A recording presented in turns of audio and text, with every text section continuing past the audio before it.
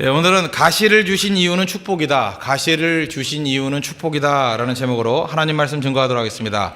인간은 누구나 할 것 없이 한두 가지의 고통을 안고 살아갑니다. 그 내면의 고통, 내면의 갈등 그런 게 다 있습니다.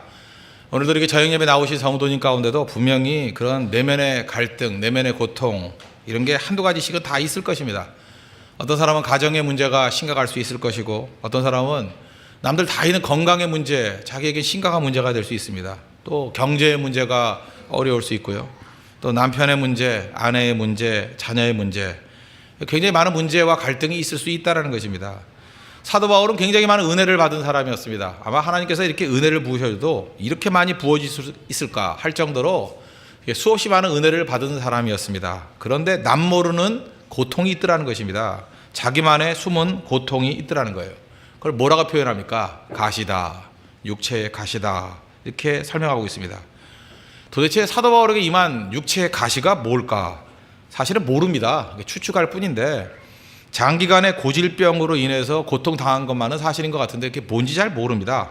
그래서 어떤 사람들은 안질이다, 눈이 나쁜 거다. 이유가 뭐냐? 갈라디아서 6장 11절 같은 데 보니까 내 손으로 너희에게 이렇게 큰 글자로 쓴 것을 보라, 뭐 이런 걸 보니까 글자를 왜 크게 쓰겠어요? 눈이 나쁘니까. 이제 뭐 안질이 있었던 거 아닌가, 뭐 근시가 심한 거 아닌가, 뭐 그런 추측을 하고요. 또 어떤 사람은 간질일 것이다. 간질병으로 이렇게 말씀 잘하다가 팍팍 쓰러지고 막 이런다. 거품 흘리면서 막 이러면서, 그죠? 그 은혜가 안 되겠죠. 그러다가 또 다시 일어나가지고 또 어디까지 했지 하고 또 점거한다 그러면 아무래도 힘들겠죠, 그죠? 아마도 간질일 가능성도 크다, 간질병일 가능성도 크다, 그렇게 얘기하지만 뭔지 잘 모릅니다. 뭐 알아야 될 필요성은 없는 것 같은데 하여튼 심각했던 것만은 사실인 것 같습니다. 그런데 그것을 가시라고 표현했어요. 가시는 어떻습니까? 눈에 띄지 않습니다. 아주 작은 거예요. 그 예를 들어서 뭐 대못에 박혔다 그러면 우리도 보이잖아요, 딴 사람이. 근데 가시 그러면 자기만 아는 거예요. 딴 사람은 모릅니다. 근데 우리 인생에서 정말 우리를 괴롭히고 힘들게 만드는 거, 고통과 불평을 주는 것은요, 가시예요. 겉은 멀쩡합니다. 근데 속으로 골병이 드는 거예요. 다른 사람들은 저 사람은 아무 문제가 없어 그러는데 나는 문제가 있다니까요. 가시니까. 아니 손가락 같은 데 가시 찔려 있으면 딴 사람이 압니까? 내가 말하기 전에 모르죠. 내가 모르는 척하고 있으면 아무도 몰라요. 나는 괴로워 미치는 거예요. 내 발가락에 가시가 하나 박혀 있다 그러면 내가 모르는 척하고 지나가면 아무도 모릅니다. 근데 나는 너무나도 힘들고 괴로운 거예요. 그게 가시라는 거예요. 가시. 그런 의미에서 여러분들 나만 가시가 있다고 생각하지 마십시오. 다른 사람들 표현을 안 할 뿐이에요. 다 한두 가지 이상의 가시가 있을 가능성이 크다라는 것입니다. 그게 인생이라는 거예요. 그럼 육체의 가시, 인생의 가시가 있을 때 우리가 해야 될 첫 번째 자세가 뭐냐? 가시가 없어지도록 기도해야죠. 그거 당연한 거 아니겠습니까? 12장 7절 보십시오. 여러 계시를 받은 것이 지극히 크므로 너무 자만하지 않게 하시려고 내 육체의 가시 곧 사탄의 사자를 주셨으니 이는 나를 쳐서 너무 자만하지 않게 하려 하심이라. 이것이 내게서 떠나가기 위하여 내가 3번 주께 간구하였더니. 그러니까 가시가 있으면 떠나게 해달라 이렇게 기도하는 것이 중요하다는 것입니다. 왜 그렇죠? 야고보서 5장 13절 보니까 너희 중에 고난당하는 자가 있느냐? 그는 기도할 것이요. 문제가 있으면 기도를 해야죠. 기도하고 없애 주십시오. 그래야죠. 예수님도 그랬잖아요. 십자가 지기 전에 할 수만 있거든 이 잔을 내게서 옮기시옵소서. 3차례나 기도했잖아요.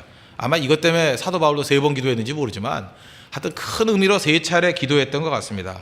왜냐? 성경을 보면요, 고난이 축복이란 말이 한 군데도 없어요. 우리는 고난을 축복으로 생각하면 안 됩니다. 육체의 괴로움을 즐기라 이런 거 하나도 없습니다. 기독교는 자학하는 종교가 아닙니다. 고난이 있긴 있어요. 그렇지만 고난을 즐기라 누가 그랬어요? 그런 거 없다라고요. 그래서 제거할 수 있는 고난은 제거하기 위해서 기도해야 된다는 것입니다. 기도. 그래서 마가복음 9장에 보니까 귀신 들려서 벙어리 된 아들을 데리고 왔잖아요. 그럴 때 예수님이 고쳐주시고 뭐라 그럽니까? 기도와 또 다른 번역본에 의하면 금식 외에는 이런 종류가 나가지 아니한다. 그게 무슨 얘기예요?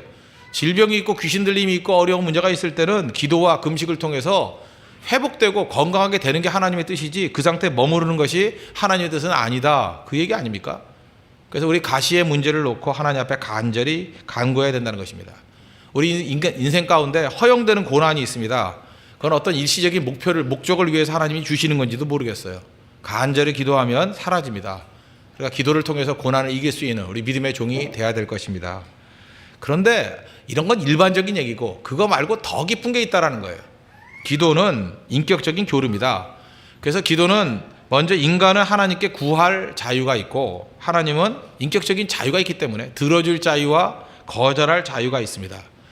그런데 사도 바울이 하나님 앞에 간절히 구했더니 하나님께서 빈손으로 돌려보내셨습니다. 거절하신 거죠. 거절의 빈손을 들고 우리 같으면 뭐 욕하고 원망하는 사람도 있을 거 아닙니까? 근데 바울은 그러지 않았어요. 우리가 하나님 앞에 거절당했을 때 반드시 해야 될 자세가 있습니다. 그 자리에서 묵상하는 거예요.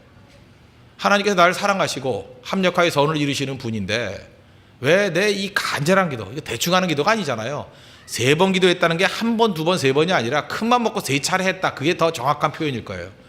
큰맘 먹고 하나님 앞에 정말 필사적으로 3차례나 매달렸음에도 불구하고 왜 하나님께서 거절하셨는가? 왜 나를 빈손으로 돌려보내셨는가? 묵상할 필요성이 있다는 것입니다. 왜 그랬을까? 이 거절 속에 묵상하다가 바울이 깨달은 중요한 2가지 메시지가 있더라는 거예요. 첫 번째는 내가 너무 자만해지지 말라고, 겸손해지라고, 그걸 하나 깨달았고, 또 하나는 약한 데서 강해지는 하나님의 능력, 그런 걸 깨달았다는 것입니다. 이 굉장히 귀중한 거죠. 하나님 앞에서 이 거절 속에 묵상이 있었기 때문에 우리에게 중요한 하나님의 깊은 일하시는 방식을 우리에게 알려준 거 아닙니까? 왜 하나님께서 거절하셨습니까? 그게 겸손해지라고. 또 하나는 뭐예요? 약한 가운데서도 강해지는 하나님의 능력, 그거를 붙들라는 것입니다. 그래서 우리가 하나님 앞에서 묵상이 필요한 것입니다. 우리는 잊지 말아야 됩니다. 하나님 우리 사랑하셔요. 우리를 자녀로서 사랑으로 품어주시는 분입니다. 근데 우리를 나쁘게 할 리가 없잖아요. 근데 왜 그렇게 이끌어 가시느냐? 그럼 깊이 묵상해야 된다는 것입니다. 거기서 메시지를 잡아낼 줄 알아야 된다는 거예요. 2가지 잡았죠? 자만해지지 말려고. 약한 데서 강해지는 하나님의 능력을 깨달으라. 차례 들어보겠습니다. 첫 번째는 너무 자고해지지 않기 위해서 자만의 문제죠. 7절 보십시오. 여러 계시를 받은 것이 지극히 크므로 너무 자만하지 않게 하시려고 내 육체의 가시 그 사탄의 사자를 주셨으니 이는 나를 쳐서 너무 자만하지 않게 하려 하심이라. 바울은 교만할 수 있는 일들이 너무 많잖아요. 너무 은사를 많이 받고 너무 탁월하지 않습니까? 그리고 그의 기질도 어찌 보면 이건 뭐 남성다움을 넘어서서 거의 거친 야성이잖아요. 그렇지 않습니까? 그의 서신서를 보면은 사도 바울은 굉장히 자아가 강한 사람이다. 이것을 우리가 알 수 있습니다. 예수님 믿고 난 다음에도 그런 교만의 티가 남아있는 것 같습니다. 그래서 하늘 같은 선배잖아요. 예수님의 수제자인 베드로가 좀 잘못했다고 사정없이 면박을 줘버리잖아요. 갈라디아서 2장 11절 보니까 게바가 안디옥에 이르렀을 때 책망받을 일이 있기로 내가 그를 대면하여 책망하였노라. 그냥 뒤에서 한 것도 아니라 면전에 대고 대면하여 책망하였노라. 야고보에게서 온 어떤 사람이 이르기 전에 게바가 이방인과 함께 먹다가 그들이 오매 그가 할례자들을 두려워하여 떠나 물러가매. 외식했다라는 거예요. 그러므로 나는 그들이 복음의 진리를 따라 바르게 행하지 아니함을 보고 대단하죠, 그죠? 모든 자 앞에서, 이게 중요한 거예요. 모든 자 앞에서 게바에게 이르되 내가 유대인으로서 이방인을 따르고 유대인답게 살지 아니하면서 어찌하여 억지로 이방인을 유대인답게 살게 하려느냐 하였도다 하면서 박살을 내버렸다는 거예요. 이게 보통 성격이 아니죠, 그죠? 이렇게 할 수 있는 사람 몇 명 안 됩니다. 아마 이 자리에도 몇 명 안 될 거예요, 그죠? 특별한 은사를 받은 강팍한 심령 아니면 이거 잘 못합니다, 이렇게. 근데 바울은 이런 정도의 사람이었다는 거예요. 또 베드로를 대놓고요, 그것도 모든 사람 앞에서 면전에다 대고. 이게 쉬운 일이 아니죠. 이런 성격을 가진 사람이었다는 거예요. 거기다가 또 마가 요한 데리고 가다가 중간에 부잣집 아들이니까 이게 마가의 다락방 그 집 아니에요, 그죠? 그러니까 부잣집 아들이죠. 집에 갔다고 한 번 실수 용서 안 해주고 저런 놈 다시는 들어가면 안 된다. 그래서 쫓아내 버렸잖아요. 그런 아주 선이 분명한 사람. 거기다가 또 데려가자고 자꾸만 그러니까 자기를 그 기독교 세계에 소개시켜 준 사람 아닙니까? 바나바를, 그죠? 자기 은인이잖아요, 은인. 바나바와 그냥 결별해 버리고 뭐 그런 사람이에요. 그러니까 굉장히 강한 사람이죠. 이 사람 뭐 은사 많겠다, 성격적으로 이렇게 강함이 있겠다, 뭐 교만할 수 있는 요소가 얼마나 많이 있습니까? 거기다가 어투를 한번 보십시오. 고린도후서 11장 23절 보니까 이렇게 얘기해요. 그들이 그리스도의 일꾼이냐, 정신없는 말을 하거니와. 진짜 정신이 없는 것 같아요, 그죠? 정신없는 말을 하거니와 나는 더욱 그러하도다. 내가 수고를 넘치도록 하고 옥에 갇히기도 더 많이 하고 매도 수없이 맞고 여러 번 죽을 뻔하였으나, 다 맞는 얘기예요. 뭐 이렇게 고난 안 당했다는 얘기가 아니에요. 근데 자기가 고난 당한 거에 대해서 그냥 다 얘기해 버리잖아요. 그래, 나보다 고난 더 당한 사람에서 나와보라 그래. 뭐 이런 식의 이야기예요. 그죠? 아주 선이 분명하고 강력한 사람이고 하나님께 능력도 많이 받고 추진력도 있고 야성도 있고 막 이런 사람이라고요. 그러니까 이 사람은 내가 볼 때 너무 탁월해 가지고 그냥 놔두면 저절로 교만할 수밖에 없는 사람이에요. 그러니까 하나님께서 어떻게 하죠? 귀하게 여기니까, 그죠? 바울같이 이렇게 귀한 종 놔두다가 큰일 나잖아요. 그래서 육체에 가시를 준 거예요. 제어하도록, 더 자만해지지 말라고, 넘어지지 말라고. 그렇다 그러면 그 가시를 참여할 줄 알아야죠. 바울이 그걸 깨달은 거죠. 그렇지, 하나님께서 내게 주신 게 너무 많지. 그래서 이런 정도의 가시가 있어야 내가 자만해지지 않지. 그걸 깨달았다는 것입니다. 여기도 오늘 하나님께로부터 너무 많은 것을 받으신 분들이 있지 않습니까? 그럴 때 가시를 놓고 너무 원망하지 마십시오. 하나님이 놔두시는 이유가 뭐예요? 그게 있어야만 내가 자만하지 않고 겸손하게 하나님 앞에 쓰임받을 수 있다는 것입니다. 저는 요즘에 쉴 때 뭘 보고 쉬느냐 하면 유튜브 같은 데 들어가서 그 크리스티안 호나우드 알죠? 그 레알 마드리드에 있는, 옛날에 그 맨체스터 유나이티드에 있던 사람. 그 호나우드가 하는 그 드리블 하는 장면들, 그거 이제 반복해서 계속 봐요. 야, 이 사람은요, 이건 정말 이런 축구 선수가 또 나올까 할 정도로 내가 감탄해서, 내가 7분짜리 뭐 9분짜리 몇 개 있거든요. 그 반복해서 봐요. 공을 다룰 때 발로 다루는 것이 꼭 손으로 다루는 것 같아요. 손으로. 거기다가 어떻게 사람을 드리블하면서 넘기느냐 하면 오른쪽 발로 공을 차가지고 어딜 맞추느냐, 자기 왼발을 맞춰요. 그래서 튀겨나가서, 저도 당구를 좀 쳤었거든요. 쿠션식으로 공을 탁 튀겨나가게 만들어서 나가요. 그리고 뒤꿈치로 탁 치면 공이 자기 등으로 탁 올라와가지고 등에 뒀다가 또 앞으로 가고. 그리고 드리블이 아주 현란해요. 그리고 상대방의 수비에 발을 맞춰가지고 쿠션으로 나온 걸 받아서 꼬링을 넣고. 그러니까 그 수비수가 얼마나 열받겠어요. 그죠? 자기가 벽에 내가 벽인가 봐. 자기를 벽으로 사용하는 거예요. 그래서 탁 쳐가지고 와가지고 집어넣고, 거기다가 사랑키가 있죠. 사랑키를 넘겨가지고 뚝 떨어지는, 드롭볼이 돼가지고 꼬링 시키는 그런 킥을 쏘고요. 제가 그걸 보면서 저는 두 가지 생각을 했어요. 이야, 나도 설교를 좀 저렇게 해야 되는데, 그죠? 하나님 말씀을 저 정도로 해야 되는데, 그냥 하나님 말씀을 자유자재로 다룰 줄 알아야 되는데, 내가 그 호나우드 앞에서 내가 무릎을 꿇고 봤다니까. 몇 번째로 무릎 꿇고, 사부님, 그죠? 내가 적어도 축구 선수가 되려고 그러면 이 정도는 해야 되겠다 생각을 가졌고요. 내가 적어도 하나님 앞에 사역자로 선다 그러면 이 정도는 해야 되겠다, 그런 생각을 했어요. 그리고 반복해서 보니까 무슨 생각이 드느냐 하면, 약간은 제가 호나우드를 존경하게 됐어요. 그 20대 중반밖에 안 되는 친구 아닙니까? 근데 그 친구 그렇게 교만하다고 공격당하는 것 같지 않아요. TV에서 지금 왕따를 당한다 그러는데, 왕따 당하는 정도면 이 사람은 아주 겸손한 사람이에요. 내가 아직까지 호나우드가 이렇게 뭐 큰 소리 치거나 이렇게 잘난 척하는 걸 많이 보진 못한 것 같아요. 괜찮은 인격이에요. 여러분, 그 사람 하는 축구하는 걸 보라니까요. 그냥 교만하지 않을 수가 없어요. 그거 어떻게 교만하지 않아요? 그냥 가만히 있어도 교만한 거고, 그죠? 난 진짜 견딜 수가 없어. 이 사람 보면은 그냥 이 사람이 어떻게 안 교만할 수 있을까? 그게 기적이에요. 사람이 아니에요. 사람이 아니문이다. 그런데 그렇게 유별나지 않을 정도로 뭐 그 정도 서 있다 그러면 이거 인격이 대단한 사람이라고요. 그죠? 어떤 사람은 뭐 메시가 대단하다 그러는지 모르겠지만, 글쎄 모르겠어요. 메시 드리블 한 걸 잘 못 봐서 그러지만, 호나우드 드리블은요, 환상이에요. 환상. 꼭 보세요. 그죠? 이거 보면은 여러분들 반성이 돼요. 그죠? 내 인생도 참 잘 살아야겠다. 또 하나, 이런 사람도 별로 그렇게 교만하지 않은데 내가 뭐 때문에 교만할까? 그죠? 이게 겸손해진다고 오히려. 그런데 마치, 그죠? 영적인 세계에서 호나우드를 보는 것 같아요. 바울을 보면 못하는 게 뭐가 있어요? 못하는 게 뭐 대단하지 않아요? 그런데 하나님께서 그런 사람을 겸손하게 만드시려고, 자고해지지 않게 하려고 안전장치로 가시를 주신 거죠. 그걸 깨달은 거라고요. 우리도 마찬가지예요. 하나님께서 바울만 이렇게 다루겠습니까? 우리도 그렇게 다루겠죠. 그래서 어쩌면 우리가 생각하는 가시는요, 안전장치예요. 나를 안전하게 만드시는 하나님의 뜻이다. 우리 고린도서 12장, 지금 우리 7절부터 읽었는데 앞부분 1절부터 보면 바울이 천국 갔다 왔던 얘기하죠. 그 한번 보세요. 1절 2절, 12장 1절 2절. 무익하나마 내가 부득불 자랑하노니 주의 환상과 계시를 말하리라. 내가 그리스도 안에 있는 한 사람을 아노니. 그 자기거든요. 제3자 같이 표현하죠. 그는 14년 전에 셋째 하늘에 이끌려 간 자라. 그가 몸 안에 있었는지 몸 밖에 있었는지 나는 모르거니와 하나님은 아시느니라. 뭐 이렇게 얘기해서 천국 갔다 온 경험을 이렇게 얘기를 합니다. 그런데 언제 갔다 왔다고요? 14년 전에. 그 얘기는 무슨 얘기예요? 14년 동안 침묵하고 지냈다는 거 아니에요.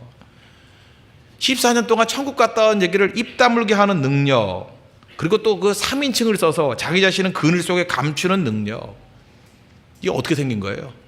하나님께서 그에게 육체의 가시를 주시니까, 낮추니까 이걸 숨기는 거죠. 우리 가운데 보세요. 뭐 영적인 체험 하나 하면 그것 때문에 호들갑 떨고 뭐 봤다 그러고 뭐 했다 그러고 난리잖아요, 난리. 그렇잖아요. 뭐 영안이 열렸다느니, 뭐 훤히 보인다느니, 나는 목사님의 가슴이 다 보인다느니, 뭐 무슨 생각하는지 안다느니, 별 핵에 망치간 사람들 다 나오는데, 바울은요 셋째 하늘에 올라갔다 왔음에도 불구하고 14년 동안 입 다물고 있잖아요. 겸손한 거 아니에요. 그리고 자기가 갔다 얘기도 안 하고 제3자 같이 표현을 해버리잖아요. 자기를 그늘 속에 감춰버리잖아요. 어떻게 이런 모습을 가질 수 있을까? 딱 한 가지예요. 가시를 통해서 하나님께서 그의 삶을 통제하시더라는 거예요. 저는 우리 성도들도 이렇게 다루기를 원합니다. 분명히 이렇게 다루고 계실 거예요. 저도 마찬가지고. 바울의 교만을 이렇게 다루셨듯이 하나님은 우리의 교만도 이렇게 다루실 것입니다. 교만해지지 않도록, 자만해지지 않도록. 여러분의 가시가 뭡니까? 꼭 그 사람이 그런 게 있어요. 꼼짝 못하게 만드는 문제가 있어요. 뭘 잘난 척 하려고 그러면 그 문제 탁 들고 나오면 고개를 팍 숙이고, 그렇죠, 난 죄인이지요. 내가 뭐 나설 게 있어요. 뜻대로 안 되는 문제가 있어요. 다 잘하는데 그거 하나 안 돼요. 그래서 고개 팍 숙이는 거예요. 오늘 이 예배에도 참석하시는 어떤 목사님 계시는데, 내가 이제까지 만난 사람 가운데 그렇게 진짜 다재다능한 사람이 없어요. 영어도 잘해, 노래도 잘해, 설교도 잘해, 얼굴도 잘생겼어, 뭐 위트도 있어, 뭐 없는 게 없어요. 그죠? 또 겸손함까지 있는 것 같아요. 내가 볼 때 겸손함도 있고 다 좋아요. 다 좋은데 키가 작아요. 나 그래서 얼마나 다행인지. 그죠? 이 목사님이 만약에 키까지 커가지고 그냥 한 180에서 190 정도 돼가지고 다녔다 그러면 목회 못했을 거예요. 목회가 뭐예요? 뭐 아무것도 못해, 아무것도. 그죠? 아마 감옥에 가 있을 가능성이 커요, 지금 아마. 그죠? 뭔가 이렇게 사건을 쳐가지고. 근데 하나님께서 그런 한 가지 부족함을 줘가지고, 뭐 누구나 다 마찬가지 아니겠어요? 그죠? 아까도 그런 얘기 했더니 혼자 웃더라고요, 같이. 진짜 그래요. 제가 볼 때 그거 하나 빼놓고 제 눈에는 하나도 약점이 보이질 않아요. 그죠? 모든 부에서 하나님께서 풍성한 은혜를 부어주셨다고요. 근데 그게 또 은혜라고요, 은혜. 그것 때문에 내가 하나님 앞에, 그죠? 사랑의 줄로 매어가지고 주님 앞에 충성할 수 있게 만드는 힘이 되더라는 것입니다. 그래서 가시가 나를 낮출 수 있는 힘이라 그러면 그것이 좋은 겁니다. 잘돼 나쁜 거 아니라는 거예요. 하나님, 내가 좀 더 예뻐지길 원합니다. 여러분, 그렇게 생겼으니까 지금 죄 안 짓고 사는 거예요. 그죠? 잊지 마십시오. 예. 어떤 사람은 뭐 위트도 있고 다 좋고 그래요. 근데 그렇게 생겨서 다행이다 생각되는 사람 많아요. 조금만 더 나아져가지고 진짜 여러 사람들 힘들게 만든 사람 많다고요. 하나님께서 우리에게 적당하게 주신 거예요. 그죠? 그 안에서 겸손하게 낮출 때 그것이 하나님의 은혜가 될 수 있다는 것입니다. 가시를 통해서 낮추신 하나님의 지혜, 그걸 꼭 깨닫는 믿음의 종 되기를 바랍니다. 바울은 또 한 가지 중요한 걸 깨달았는데, 약한 데서 강해지는 하나님의 능력을 깨달았다는 것입니다. 9절 보십시오. 나에게 이르시기를 내 은혜가 내게 족하도다. 이는 내 능력이 약한 데서 온전하여 짐이라 하신지라. 그러므로 도리어 크게 기뻐함으로 나의 여러 약한 것들에 대하여 자랑하리니 이는 그리스도의 능력이 내게 머물게 하려 함이라. 육체의 가시가 있는 것에 대해서 우리는 다 이렇게 생각해요. 이 가시만 없으면 내가 영육간에 얼마나 많은 일을 하고 강건해질까, 다 그렇게 생각해요. 내가 이 가시만 없으면 얼마나 좋을까, 그죠? 가시만 없으면 얼마나 잘 풀릴까, 가시만 없으면 얼마나 하나님 앞에 충성스럽게 잘 쓰임 받을까. 근데 아니라니까요. 그 약한 대로 하나님 앞에 쓰이는 것이 더 강력해질 수 있다는 것입니다. 왜요? 그래야 하나님만 철저히 의지하니까.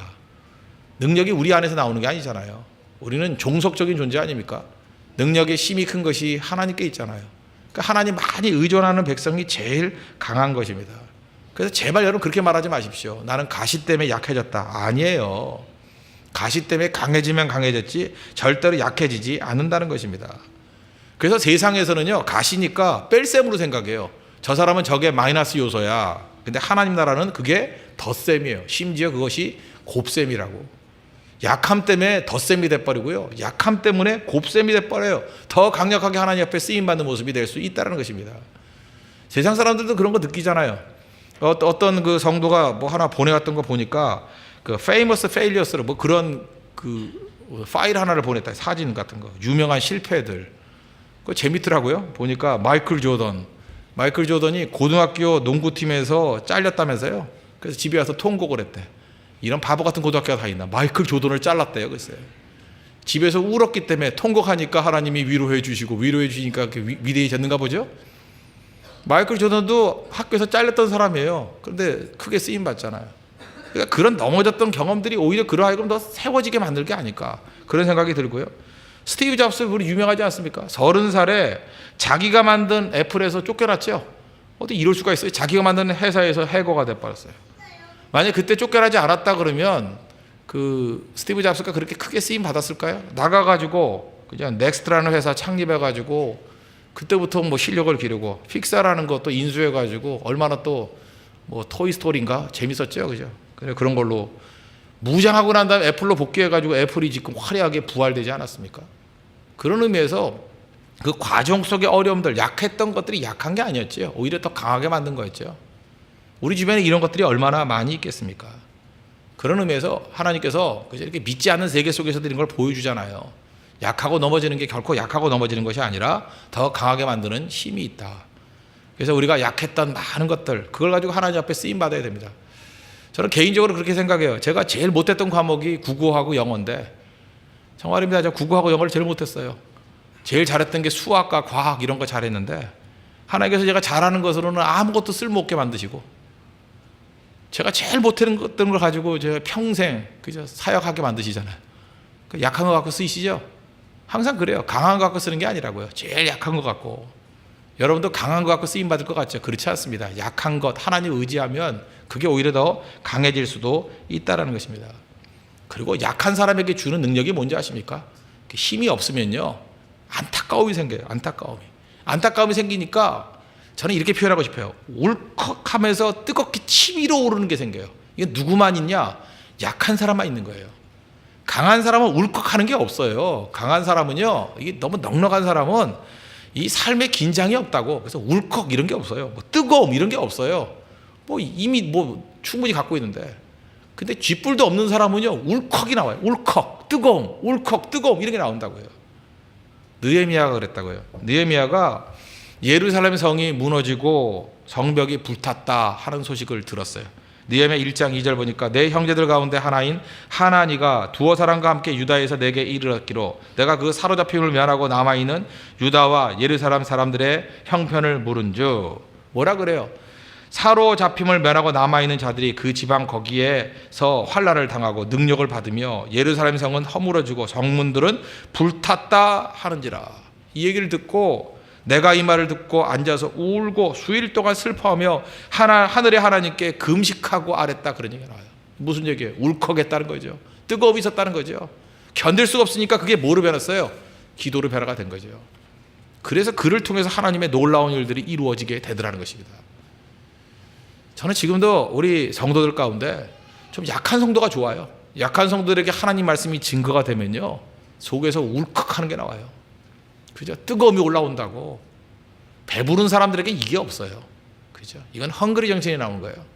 해야 되겠는데 힘이 없는 거예요. 해야 되겠는데 울컥하는 게 있다고, 뜨거움이 있다고요. 그래서 느헤미야를 통해서 무너진 성벽 재건합니다. 그죠? 약한 자를 통해서 하나님이 능력 가운데 쓰시잖아요. 권력자 쓰시는 게 아니에요. 그죠? 울컥하는 사람, 뜨거움 있는 사람들을 사용해 주시더라는 것입니다. 이 선한 사마리아 사람의 비유에서 나오는 그 사람도 마찬가지 아니에요? 강도 만난 사람이 있었습니다. 그냥 가도 되는데 기득권을 갖고 있던 제사장이라든지 레위인 그냥 가잖아요. 이 사람들은 울컥하는 게 없어요. 뜨거움이 올라오질 않아요. 강도 만났는가 보다. 그죠? 뭐 워낙 많은 어려움 당한 사람들 보니까 사역자들이니까, 그죠? 내가 이렇게 강도 만난 사람은 한둘인가? 가서 제사 드려야지. 내가 할 일 해야지. 울컥이 없어요. 뜨거움이 없어요. 그냥 가잖아요. 사마리아 사람들은 당시에 좀 약간 차별되고 봤던 사람 아닙니까? 약자잖아요. 돈이 있더라도 사회적 지위가 그렇게 높은 거 아니잖아요. 근데 어려움 당한 사람들을 바라보면서 울컥하는, 거기 나오잖아요. 불쌍하게 나가. 스프랑크 니조마이. 예수님이 사용하신 거 빼놓고는 유일하게 사용된 거예요. 그 사람이 예수님 같은 마음 가졌다라는 거예요. 울컥하는 마음. 스프랑크 니조마이. 불쌍히 여겨서 울컥하니까 도와주잖아요. 가슴에 뜨거움이 있으니까 여비까지 더 대주잖아요. 내가 돌아와서 다 돌봐주겠다. 이게 능력이에요. 약할 때 나오는 능력이라고요. 내가 돈이 있다고 되는 게 아닙니다. 부족하더라도 하나님의 성령께서 우리에게 약할 때 주시는 마음이에요. 울컥하는 마음, 뜨거운 마음. 이게 있어야 된다고 생각합니다. 왜 우리 홍대설교회를 이 땅에 보내셨습니까? 이 자리에 보낸 이유가 무엇입니까? 오늘도 홍대 왔다 갔다 하다 보니까 저는 모르겠어요. 아까 지나오다가 제가 한동안 말을 안 했어요. 왜 말을 안 하는지 아십니까? 울컥하는 게 있었어요. 오늘 주일 저녁이니까 진짜 사람 많대요. 야, 이들에게 복음이 증거돼야 되는데 이거 놔두기만 하나? 아무도 하는 사람 없잖아요. 아무도. 홍대 일대 누가 복음을 증거해요? 울컥하는 게 없습니까, 여러분? 울컥 올라오는 게 있더라고요. 또 뜨거움이 올라오더라고요. 막 아까 그러더라고요. 그냥 불러 모아놓고 야 모여라 그러고 설교하고 싶더라고요. 여기서 말고 거기서. 그죠? 저기 상상마당 앞에서 거기서 설교하고 싶더라고요. 이런 울컥하는 마음과 뜨겁게 올라오는 마음, 그거 있으니까 어떻게 돼요? 하나님 앞에 기도하게 되죠. 하나님, 이곳에서 말씀 증거되고 변화되기를 원합니다. 그런 모습이 생기는 거 아니겠습니까? 우리 성도의 삶 가운데도 이런 울컥하는 마음과 뜨거움이 올라오는 그런 은혜의 역사가 있기를 바랍니다. 그래서 우리 죽어가는 영혼들을 바라보고, 힘들어하는 영혼들을 바라보고, 예배 감격이 사라지는 영혼들을 바라보고, 울컥하는 모습과 뜨거움이 올라오는 것, 누구에게 임해요? 약한 자들. 그러나 하나님 철저히 의지하는 백성에게 임하는 축복이라는 것입니다. 여러분 잘 보면 사도 바울의 그 서신서를 한번 쭉 읽어보십시오. 특징들이 뭔지 알아요? 바울에겐 그 예수님의 마음이 있었어요. 그게 굳이 표현한다면 울컥하는 마음이에요. 안타까워하는 마음. 그래서 서신서 쓰잖아요. 편지 쓰잖아요. 뜨거움이 막 올라와요. 그래서 불타는 뜨거움 가운데 내가 가서 너희들을 만나보기를 원했다. 너희들에게 복음 증거하기를 원하노라. 계속 안타깝게 얘기하잖아요. 가지 못해서 편지 보낸다고. 그런 울컥함과 뜨거움이 있는 사람이 기도 안 하겠습니까? 그런 사람이 기회에 있다면 안 가겠습니까? 생명 안 걸겠어요? 저는 오늘도 약해도 괜찮습니다. 영적으로 우리가 배고픔이 있어야 돼요. 배고픔이. 여러분 어떤 상황들을 바라보고 울컥하고 뜨거움이 올라오는 것이 있습니까? 그게 없다 그러면 살았다 하나 죽은 자라는 거예요. 하나님의 은혜 가운데 약할 때 안타까움 가지고 하나님을 찾고 매달릴 줄 아는, 그래서 사명을 충분히 이루고도 남음이 있는 우리 하나님의 거룩한 백성 되기를 바랍니다. 부족하죠? 가시가 있죠? 연약하죠? 그렇지만 또 사도 바울은 또 뭐라 그러는지 알아요? 기뻐한대요. 10절 보십시오. 그러므로 내가 그리스도를 위하여 약한 것들과 능력과 궁핍과 박해와 공고를 기뻐하노니 이는 내가 약할 그때 강함이라. 그 왜 그랬을까요? 기뻐하는 이유가 무엇일까요? 가시가 있음에도 불구하고 그 가시 배후에는 하나님의 선한 유익과 목적이 있다라는 것을 알았기 때문에 그렇다는 것입니다.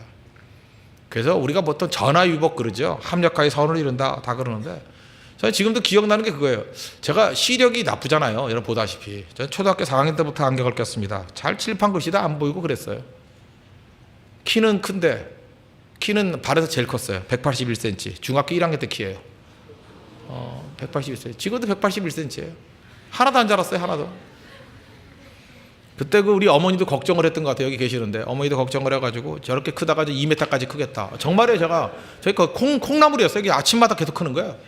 그때 몸무게가 55kg였는데 키는 181cm. 이게 완전 젓가락이죠. 그래서 60kg짜리 엿기를 사다가 중학교 1학년 때부터 열심히 들었어요. 나중에는 얼마나 힘이 좋아졌는지 이거 진짜 믿으셔도 돼요. 내가 60kg 이렇게 손으로 돌렸다니까. 탁 돌리면 아니 뭐 한 번만 돌렸어요. 한 번만 딱 돌렸는데 물론 조심해서 돌렸죠. 근데 그게 가능할 정도로 그거 해본 사람 알아요. 되기도 해요. 그때 진짜 힘이 좋았어요. 60kg를 뭐 한 100번씩 했거든요. 그때 어깨가 딱 벌어지기 시작하더니만 키가 안 자라더라고. 그 말 진짜 맞아요. 그 자라는 애들한테 그 엮기 하면 안 돼요. 키 1cm도 안 자라요. 그때부터 딱 멈춰가지고 그때 55kg 했는데 똑같은 키로 제가 최고로 많이 나간 게 97kg까지 나가고 그렇게 돼버리더라고요. 그러니까 뭐 앞에 앉을 수가 없잖아요. 맨 뒤에 앉으니까 칠판 글씨도 안 보이고. 저는 그게 원망스러웠어요. 왜 하나님께서 내게 이렇게 좋은 시력을 안 주셔가지고 칠판 글씨도 제대로 못 보이게 만들고, 또 키는 커가지고 중간에 오면 뒤에가 안 보인다 그러니까 뭐 어떻게 해요? 맨 뒤에 앉아 있어야지. 그래서 그때 제가 공부할 수 있는 방법이 없어가지고 했던 게 뭐냐 하면 그냥 선생님이 쓰시는 거 그냥 그 자리에서 외워버리는 거예요. 메모하면서. 그러니까 메모하면서 외워버리는 거예요. 그래서 저한테 맨날 물어요. 이렇게 전 목사는 책을 읽으면서 어떻게 정리를 하느냐요. 정리 안 해요. 저는 아무것도. 책 읽고 줄거놓고 접어놓고 그냥 메모 몇 가지 해놓은 거 정도밖에 없어요. 그런데 정말로 뭐 거짓말 같지만 10년 전에 읽었던 것도 어디쯤에 뭐가 있는지가 기억이 나요. 제 나름대로 어떻게 이렇게 그 기억나게 만드는 단서를 적어놓는 방법이 있는가 봐. 뭐 이렇게 표시를 해놓는 게 있거든요. 근데 기억이 나는 걸 어떻게 해요? 왜 기억이 나느냐? 내가 어떻게 알아? 기억이 나는데.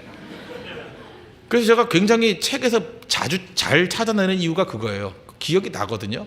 기억이 나고 요즘에는 또 이 컴퓨터가 있으니까 웬만큼 책 제목과 기억이 나잖아요. 그래서 그거 굳이 책 안 찾아도 돼요. 어떤 책 들어가지고 웬만큼 검색만 해도 어디쯤에 뭐 있는지 아니까 그 책에 무슨 내용이 있다는 게 기억이 나거든요. 그 책만 검색해봐도 금방금방 나오더라고. 그래서 요즘엔 옛날보다 찾는 게 더 빨라져 버렸어요. 그죠? 이게 좋아지더라고요. 이유가 뭐예요? 시력이 나빴기 때문에. 우리 약할 때 그것 때문에 더 강해지게 된 것들이 있지 않습니까? 그런 거죠. 제가 일전에 그런 얘기를 한번 들어본 적이 있어요. 그 이동원 목사님이라고 우리 또 교계 어른분이 계시지 않습니까?